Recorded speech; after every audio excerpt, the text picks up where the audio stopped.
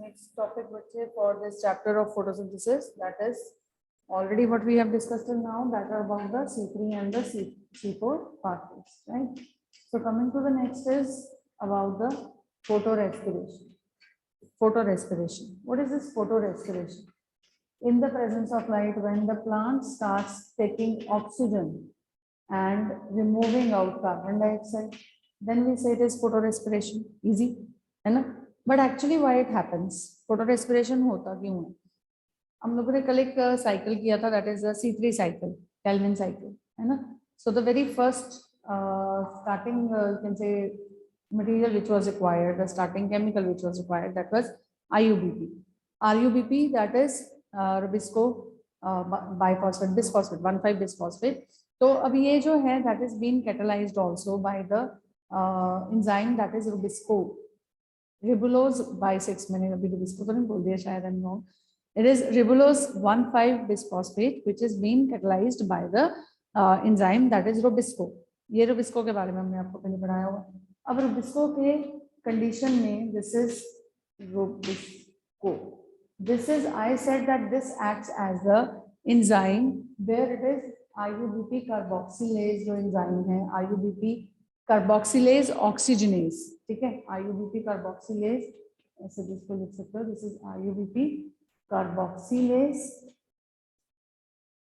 oxygenase, ठीक है? अब एक एंजाइम दोनों एक्शंस कर रहा है, कार्बोक्सिलेशन का भी ऑक्सीजनेशन का भी, ठीक है? IUBP carboxylase as well as oxygenase दोनों काम कर रहा है, कार्बोक्सिलेशन ऑक्सीजनेशन.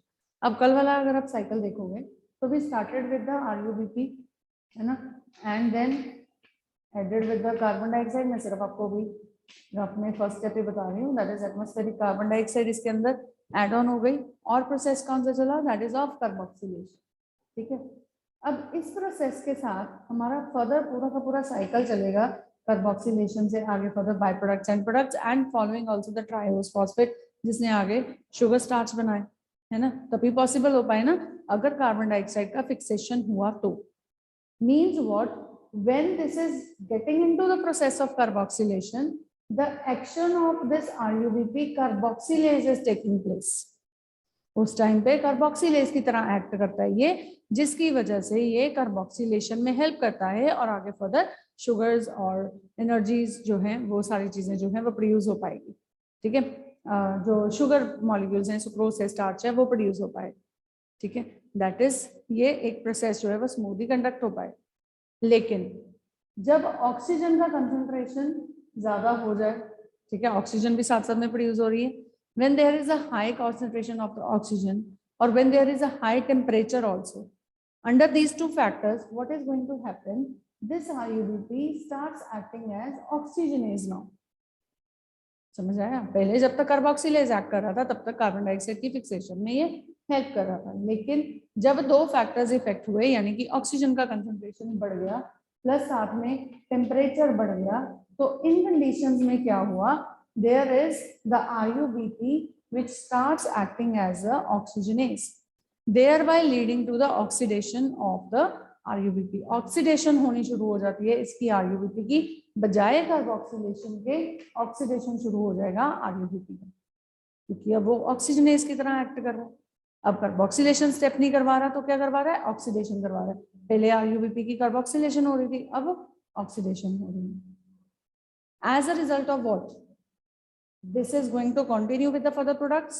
No, नहीं बनेंगे ना आगे के इसके products and by products, regeneration and all the steps जो आप लोगों ने किए, रिडक्शन एंड देन रीजनरेशन, वो सब कुछ ही रुक जाएगा, क्योंकि इनिशियल फर्स्ट स्टेप ही कार्बोक्सिलेशन था. जब तक कार्बन डाइऑक्साइड की फिक्सेशन ही नहीं हुई तब तक आगे स्टेप्स ही नहीं चलेंगे. अब कार्बन डाइऑक्साइड की फिक्सेशन के बजाय ऑक्सीजन जो है वो IUBP में इन्वॉल्व हो रहा है, and hence this is the condition when the RUBP starts acting as oxygenase. This is a process which is also called as a wasteful process. Why we consider it as a wasteful process? It is a wasteful process. क्यों? क्योंकि जितना oxygen जो है वो oxygenase की तरह अगर ये RUBP एक्ट करता जाएगा, ऑक्सीडेशन होता जाएगा, उतनी देर के लिए कार्बोक्सिलेशन रुक गया, उतनी देर के लिए रादर जितनी एनर्जी बनी हुई थी वो भी सारी की सारी कंज्यूम हो रही है और नवा कुछ प्रोडक्ट बन भी नहीं रहा. है कि नहीं। जो कार्बन डाइऑक्साइड अब फिक्स नहीं हो रही, पहली चीज। दूसरा चीज, जो शुगर्स बनने थे वो बन नहीं रहे। ये पूरा का पूरा प्रोसेस ही रुक जाएगा अगर ये ऑक्सीजनेज की तरह एक्ट करेगा तो, ठीक है। And when it acts as a oxygenase enzyme, कब करता है? When there is a high temperature and high oxygen concentration. दो फैक्टर्स की वजह से this starts acting as an oxygenase and hence leading to the stoppage of this process of carboxylation, which affects the process of photosynthesis adversely. ठीक है, that is why we call it as a wasteful process. Just this much. ठीक है, what is the role of carboxylase, what is the role of the oxygenase? ठीक है, तो ये सिर्फ इतना ही है, IUPAC, carboxylase and oxygenase का concept क्लियर हो गया ये, ठीक है। And that is photorespiration. Photorespiration in which there is not the carboxylation but the oxidation of IUPAC takes place, right? Clear? So this is about photorespiration. Now coming to the next are the various factors that which affects the rate of photosynthesis. What are the various factors that which affects the rate of photosynthesis? Factors affecting the process of photosynthesis. That is the last topic of this chapter. What are the various factors that affects the photosynthesis? Right? There are number of factors that which are involved for affecting to this process of photosynthesis. ठीक है, बहुत सारे factors हैं, बहुत सारे factors हैं। जब हमारे पास एक concept आता है Blackman's law of limiting factor, we call it as Blackman's law of limiting factors. According to this law, when a single process is you can say affected by more than two or more than two of the factors, अगर एक process more than two factors के साथ influence हो रहा है, affect हो रहा है, then the full rate of that particular process, that is photosynthesis का जो पूरा rate of the photosynthesis है, उस process का rate of process है, that is totally dependent upon the slowest of all the factors involved. ठीक है, so it depends upon the slowest of all the factors, जो भी इसमें से सबसे धीरे धीरे इफेक्ट दे रहा है। ठीक है, जब इसके अंदर बहुत सारे फैक्टर्स इसको काउंट करवाते हैं तो सबसे ज्यादा रेट ऑफ फोटोसिंथेसिस स्लोएस्ट, क्योंकि जो सबसे एंड में भी अपना काम करते जा रहा है उसके साथ भी तो कुछ ना कुछ तो फोटोसिंथेसिस रेट चलते जा रहा है ना, जो धीरे धीरे काम कर रहा है, तो वो वहां पे डिपेंड करेगा, that is with the slowest of all. That is why we call it as a Blackman law of limiting factors. इसको लिमिटिंग फैक्टर इसीलिए बोला जाता है। Limiting is the most limiting, मतलब जो सबसे पीछे वाला फैक्टर है, स्लोएस्ट ऑफ ऑल। ठीक है, so this law states that the if a process is affected by two or more than two factors, then the rate of this process directly depends upon the slowest of all the factors. That is Blackman's law of limiting factors. Now what are the various factors that which affects this? There is number one, that is light. ये तो सबसे पहले important है ना, light का intensity. Obviously, that is the most important. The most effective light wavelengths that are 400 nanometers to 700 nanometers. The most effective light intensity wavelengths. If the light falls between these two wavelengths, that is, it is the most appropriate functioning of the photosynthesis process takes place within the plants. Okay? As the light intensity keeps on increasing, the process of photosynthesis also keeps on increasing. But मतलब with अब मतलब कुछ point तक हम लोग कह सकते हैं, कुछ हद तक, कुछ थोड़े लेवल तक ये जब भी इंक्रीज करेगी, लाइट इंटेंसिटी इंक्रीज करेगी, तो फोटोसिंथेसिस भी इंक्रीज करेगा, इन्फ्लुएंस इसका डायरेक्ट हो रहा है।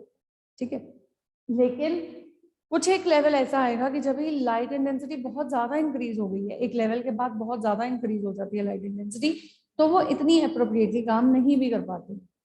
क्यों नहीं कर पाएगी?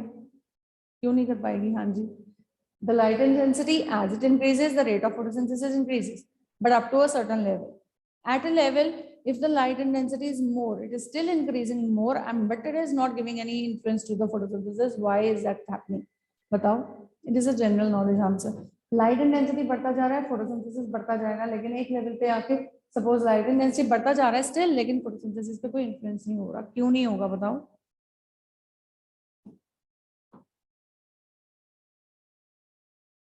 Any answer? Kindly raise your hand. पहला तो कंसेप्ट यही है, देखो कि लाइट इंटेंसिटी के बढ़ने का कल्ला एक फैक्टर नहीं है। ये मैंने अभी क्या बताया, when it is affected by the set of factors, है ना, बहुत सारे फैक्टर्स। तो पहली चीज तो ये है कि उसमें एक फैक्टर तो ये है नहीं है, जिसकी वजह से ये सिर्फ लाइट के बढ़ते बढ़ते पे ये सिर्फ फोटोसिंथेसिस का रेट को डायरेक्टली इनडायरेक्टली ये कैसे भी अफेक्ट कर रहा है, ठीक है। तो may be if the light intensity is increasing, may be some other factor is not present, may be वहाँ पे कार्बन डाइऑक्साइड, यहाँ पे टेम्परेचर या ऐसी कोई भी कंडीशंस, वाटर की अवेलेबिलिटी, ये सारी चीजें कम है, ठीक है, तो फोटोसिंथेसिस नहीं हो रहा। एक रीजन तो यही दे सकते हैं ना, that is general based, general concept based हो सकता है ये बड़ा है लेकिन दूसरा कोई अवेलेबल ना हो। और दूसरा हमारे पास रीजन ये है कि लाइट की इंटेंसिटी के साथ क्लोरोफिल का फोटो ऑक्सीडेशन भी हो सकता है ना। क्लोरोफिल ए एक्साइटेड स्टेट्स पे जा रहा है, सारा रिएक्शंस दे रहा है, तो वहां पे अगर उसका फोटो ऑक्सीडेशन ही हो गया, अगर ज्यादा लाइट बढ़ गया तो उसका फोटो लाइट की प्रेजेंस में ऑक्सीडेशन हो गया, तो हमारे प्रोसेसेस रुक जाएंगे, बजाय फोटोसिंथेसिस के बढ़ने के वो वहीं पे रुक जाएगा, खत्म हो जाएगा, स्टॉप हो जाएगा for that particular time period, है ना। तो that is why the light intensity to certain extend it is optimum light intensity, जहां तक ये काम करती है। उसके बाद हो सकता है कि ये oxidation of photo oxidation of chlorophyll possible run करता है, ठीक है। So that is the first factor. Second is about the temperature. Again the temperature is one of the factors that which affects the photosynthesis, right?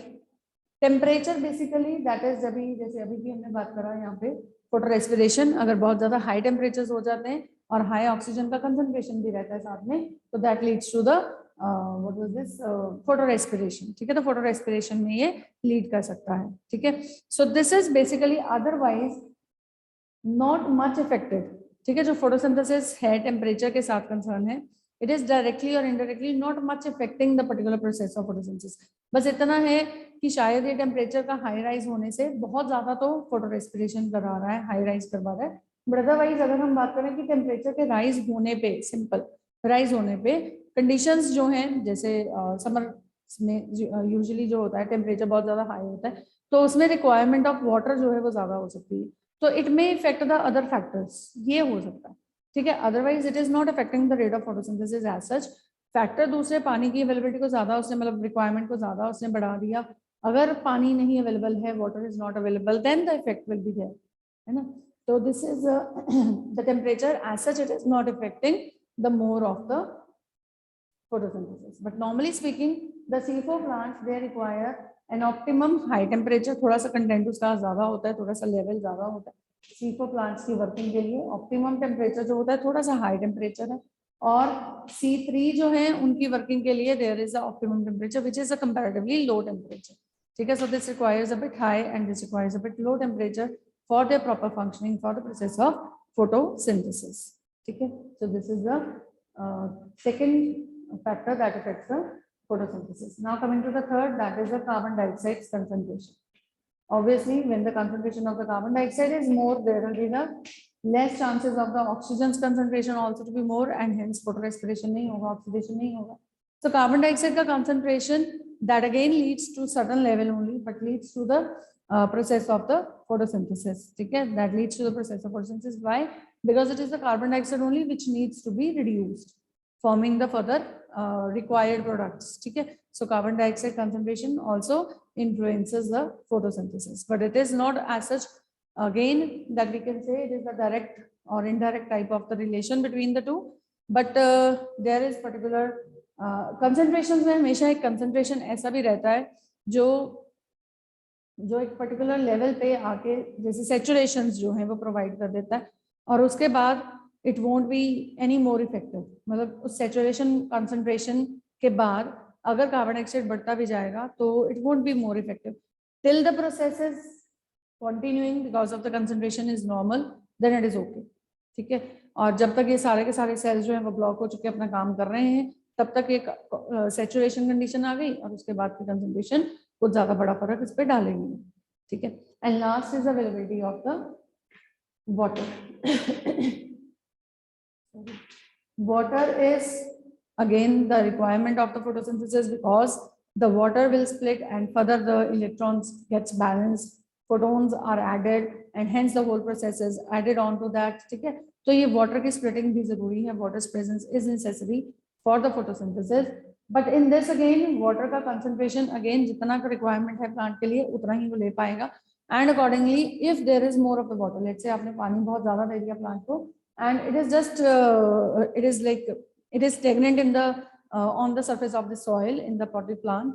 तो pot के अंदर वहां पे क्या है, वो बहुत ज्यादा देर के लिए खड़ा है पानी, और वो इतना जल्दी यूटिलाइज नहीं हो पा रहा है by the process of photosynthesis also. This can have the adverse effect. क्यों? क्योंकि जो केमिकल्स वगैरह उसके अंदर ऐड हो रहे हैं, जो आप लोगों ने अगर कोई स्पेशल केमिकल्स उन प्लांट्स के ऊपर आप लोगों ने स्प्रे किए हुए हैं, वो केमिकल्स पानी के अंदर ऐड ऑन होते रहते हैं. The more long it stays over there, it is not being utilized much.